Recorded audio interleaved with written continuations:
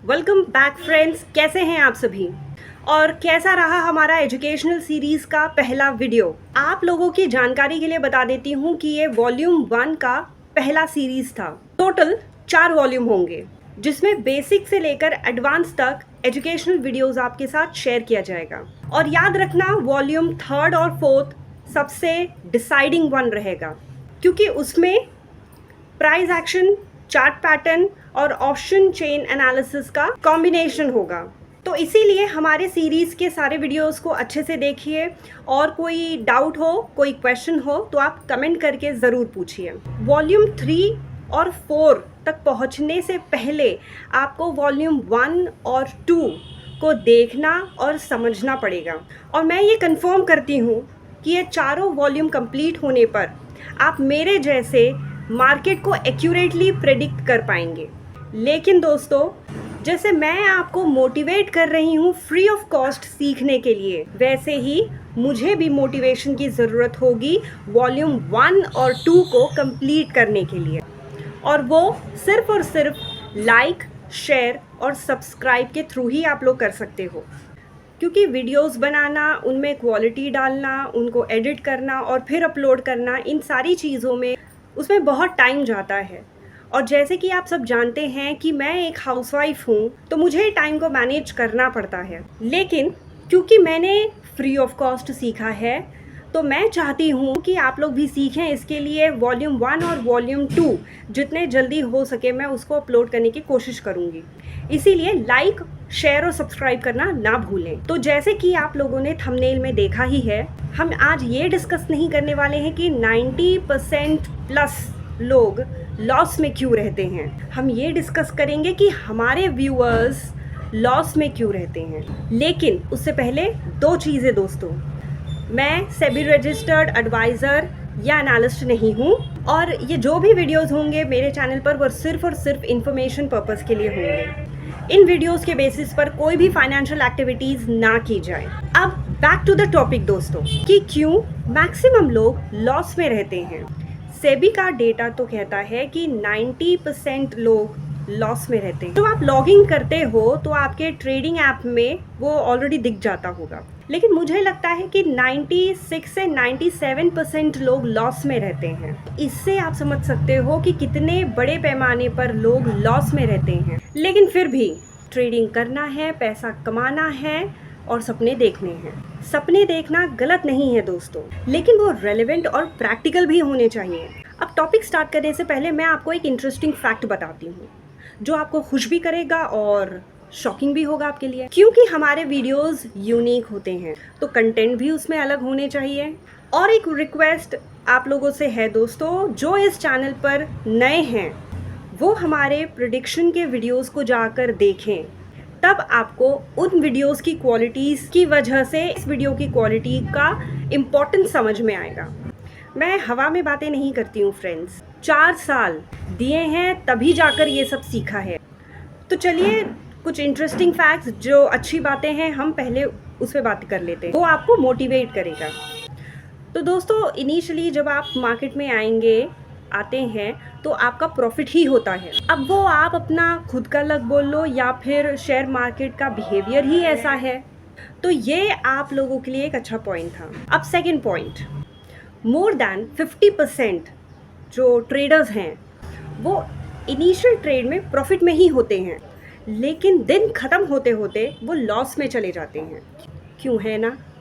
अब तीसरा पॉइंट दोस्तों, हम भारतीय बहुत इंटेलिजेंट होते हैं और चीज़ों को बहुत ईजिली ग्रास्प कर लेते हैं, लेकिन जब हमारा कोई लॉस, कोई बड़ा लॉस हमारी गलती की वजह से होता है तो हम डीमोटिवेट हो जाते हैं, है ना। अब कुछ नेगेटिव बात जो ऑब्वियसली आपको अच्छी नहीं लगेगी। पहला, जैसे कि मैंने बताया कि 90% से ज़्यादा लोग लॉस में रहते हैं।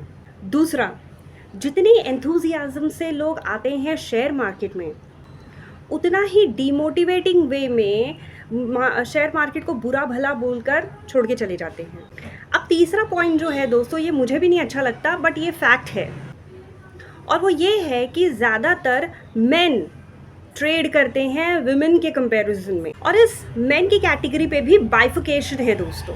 अनमैरिड मैन ज़्यादा ट्रेड करते हैं as compare to married man. अब मैं चाहती हूँ कि अगर कोई वुमेन मेरे इस वीडियो को देख रही है तो मेरे साथ मिलकर टक्कर दें इस मैन डोमिनेटिंग वर्ल्ड को, और अगर हैं तो कमेंट करके ज़रूर बताना, क्योंकि मैं एज अ वुमेन अपने आप को अपग्रेड कर रही हूँ और आगे भी करती रहूँगी, और मेरे प्रिडिक्शन के वीडियोस में आपको इसकी झलक मिल ही गई होगी।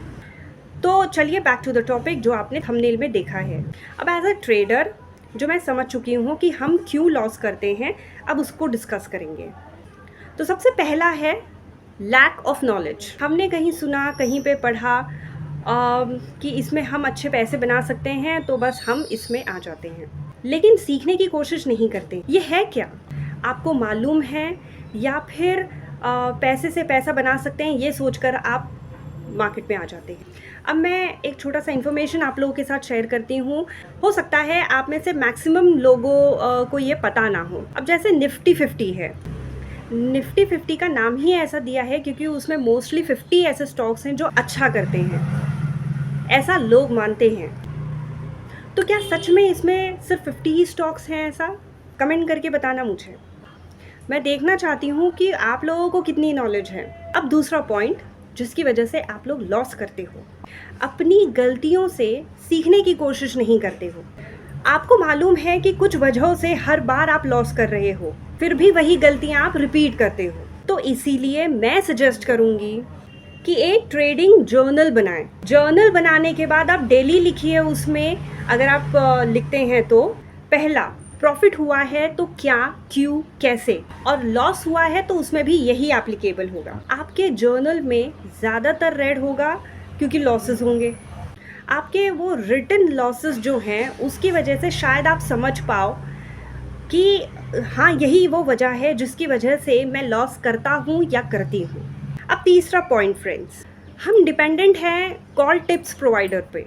अब मुझे एक बात बताओ दोस्तों, जिनको ट्रस्ट करके आप मंथली सब्सक्रिप्शन का पैसा भरते हो या प्रॉफिट का कुछ परसेंट देते हो, क्या उनको सच में उतनी नॉलेज है कि आपके चंद पैसों की ज़रूरत पड़ जाए उनको? अगर वो सच में प्रॉफिटेबल हैं तो वो अभी करोड़ों या अरबों में होने चाहिए, तो वो आपसे पैसे क्यों लेते हैं और इतना माथापच्ची क्यों करते हैं टिप्स प्रोवाइड करने में? आपको पता है दोस्तों, मैक्सिमम ये लोग कौन होते हैं?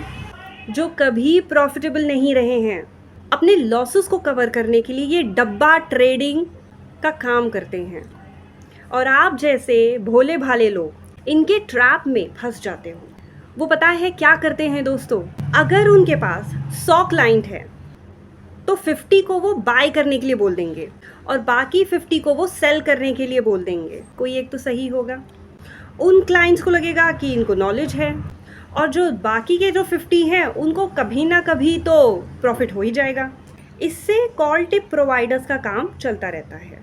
अब समझ गए, आपको ऐसे लोगों से दूर रहना है क्योंकि ये आपका कभी भला नहीं करने वाले हैं दोस्तों। अब चौथा पॉइंट, हम ट्रेड करते हैं मार्केट के ऑपोजिट डायरेक्शन में क्योंकि हमें नॉलेज नहीं होती है और मार्केट का ट्रेंड हम पकड़ नहीं पाते हैं, और जिसकी वजह से मैक्सिमम टाइम आप लॉस में रहते हो। आपको क्या लगता है, अगर आप गलत चीज़ करोगे तो क्या वो आपके लिए हेल्पफुल होगी? फॉर एग्जाम्पल फ्रेंड्स, क्या आपने हवा के अगेंस्ट कभी साइकिलिंग की है? आपको उसका रिजल्ट पता चल गया होगा। और वहीं पतंग जो हम उड़ाते हैं वो हमेशा हवा की डायरेक्शन में ही रहता है। तो इससे आपको ये भी समझ गया होगा कि एक आपकी ये भी गलती है जो आप करते हो। अब पांचवा पॉइंट, कि हम अपने लॉसेस को सेम दिन रिकवर करना चाहते हैं। फॉर एग्जाम्पल दोस्तों, आज मेरा 1000 रुपये का लॉस और पूरा दिन 3:15 तक पड़ा हुआ है, तो मैं भैया ऐसा कोशिश करती हूँ कि लॉस को रिकवर कर लूँ। लेकिन क्या लॉस रिकवर हो पाता है? नहीं। क्यों? क्योंकि वो जो आप ओवर ट्रेडिंग करते हो उसमें एक तो आपका मेंटल जो स्टेट होता है वो अनस्टेबल हो जाता है। सही गलत का पता हम नहीं कर पाते हैं उस टाइम। हर ग्रीन कैंडल प्रॉफिटेबल ट्रेड लगती है और हर red candle profitable bearish trade लगता है। यही तो मार्केट का नेचर है दोस्तों। आपको ट्रैप कर लिया जाता है और आप ट्रेड लेते रहते हो और साथ में ब्रोकरेज उनको देते रहते हो। और जब इन दोनों का कॉम्बिनेशन आपकी लिमिट से बहुत ऊपर चले जाता है, तब जाके शायद आप अपने आप को रोक पाते हो और फिर उस दिन ट्रेड बंद करते हो। जो चीज़ आप पहले ट्रेड करने के बाद भी बंद कर सकते थे, वो चीज़ आप अपने लॉस लिमिट को क्रॉस करने के बाद करते हो। तो ये एक और पॉइंट है जो आपको अवॉइड करना है। अब हमारा 6th पॉइंट है कि आप अपने लॉसेस को लिमिट नहीं करते हो। ये एक बहुत इंपॉर्टेंट पॉइंट है दोस्तों, जिसकी वजह से 90% प्लस लोग लॉस पे रहते हैं। आप किसी ट्रेड में एंट्री करते हो तो जो प्रॉफिट दिखता है तो जल्दी लेके निकल लेते हो, लेकिन जब लॉस होता है तब आप उस पर बैठे रहते हो, क्योंकि आपको उम्मीद होती है कि मार्केट अब इसके बाद आपके डायरेक्शन में जाएगा। लेकिन ऐसा होता नहीं है दोस्तों। क्यों? है ना? ये एक इम्पॉर्टेंट पॉइंट है जो आपको समझना पड़ेगा। एंट्री से पहले आपको पता होना चाहिए कि आपका स्टॉप लॉस क्या होगा। मार्केट में लॉस आपके हाथ में है, प्रॉफिट नहीं। ये सोच कर ट्रेडिंग करना ज़रूरी है दोस्तों, अदरवाइज ऐसे ही लॉस में लोग रहेंगे। अब एक और पॉइंट दोस्तों जो रेलेवेंट भी है, रियलिस्टिक भी है। ट्रेडिंग के दौरान पैनिक में आना, यानी कि इन पैनिक वाइल ट्रेडिंग। इसमें क्या होता है दोस्तों कि आपने सही डायरेक्शन में ट्रेड लिया होगा, लेकिन 1-2 कैंडल अगर आपके अगेंस्ट में गए तो आप फिर पैनिक में चले जाते हो। अगर आपका एनालिसिस सही नहीं है, ट्रेड को काट दो। लेकिन अगर एनालिसिस सही है तो अपने स्टॉप लॉस तक उसका वेट करो। एक की पॉइंट आपको देती हूँ दोस्तों, जब भी आप एंट्री करो, इधर अपना stop loss low, either profit low, in between मत निकलो। नहीं तो कई बार आपको रिग्रेट होगा कि आपने जल्दी प्रॉफिट ले लिया या फिर एसएल से पहले ही काट दिया जबकि एसएल आया ही नहीं और मार्केट फिर आपके डायरेक्शन में चला गया।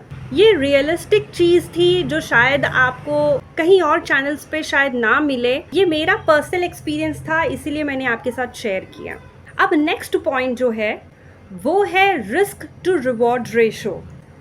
ये मोस्टली लोग फॉलो नहीं करते हैं, जो कि फॉलो करना चाहिए। अगर आप डे ट्रेडर या इंट्राडे ट्रेडर हो तो एटलीस्ट करना चाहिए। इसमें अगर आप कोई ट्रेड लेते हो जिसमें आपके स्टॉप लॉस के अगेंस्ट में ट्वाइस या मोर देन इट होना चाहिए, अगर 2 से ज़्यादा हो चुका है तो एसएल को ट्रेल करते जाओ।